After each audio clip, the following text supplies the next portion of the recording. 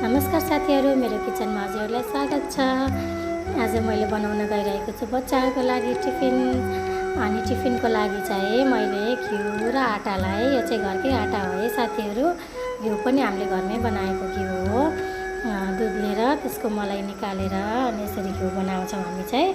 अनि यसरी आटालाई राम्रोसँग मुछिसकेपछि चाहिँ यतिको आटा भइसक्यो। यो आटा चाहिँ धेरै सफ्ट भइसकेको छ। फेरि पनि अझै राम्रोसँग सफ्ट होस् भनेर चाहिँ मैले 5 देखि 10 मिनटसम्म यसरी छोपेर राखेको छु। हजुरहरूले पनि यसरी बनाउन सक्नुहुन्छ बच्चाको टिफिन। अनि यता चाहिँ मैले प्याज मसिनो गरेर काटेको छु।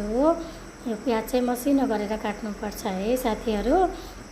अनि मैले चाहिँ आज मेरो बच्चाहरूलाई अन्डा र रोटी को नास्ता बनाएर टिफिन प्याक गर्न लागेको साथीहरू। हजुरहरूले के नास्ता बनाएर दिनुभयो बच्चाहरूलाई? अनि यता चाहिँ मैले आगो बालेर दुध बसालेको छु। हामी चाहिँ बाहिरभित्र दुईतिरै पकाउँछौँ। यसरी गर्दा चाहिँ सजिलो हुन्छ, चाँडो पनि हुन्छ है साथीहरू। एक्लै भएको बेला चाहिँ दुईतिरै पकायौँ भने सजिलो हुन्छ। यता चाहिँ मैले रोटी बेल्दैछु एकपछि अर्को गर्दै।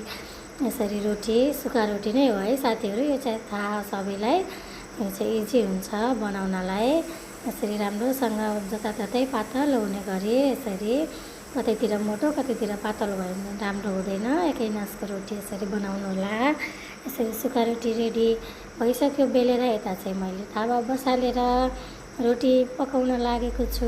यो चाहिँ सुक्खा रोटी हो है साथीहरू, सबैलाई थाहा भएकै कुरा हो चाहिँ। हेर्नु न, आटा राम्रोसँग मुछिएको भएको कारणले गर्दा कति राम्रो फुलेको थियो। यता चाहिँ अमलेटमाथि यसरी अघि बनाएको सुक्खा रोटी राख्ने। यसरी नास्ता रेडी गरेँ मैले चाहिँ। हजुरहरूले नै बनाउन सक्नुहुन्छ। हजुर धन्यवाद साथीहरू।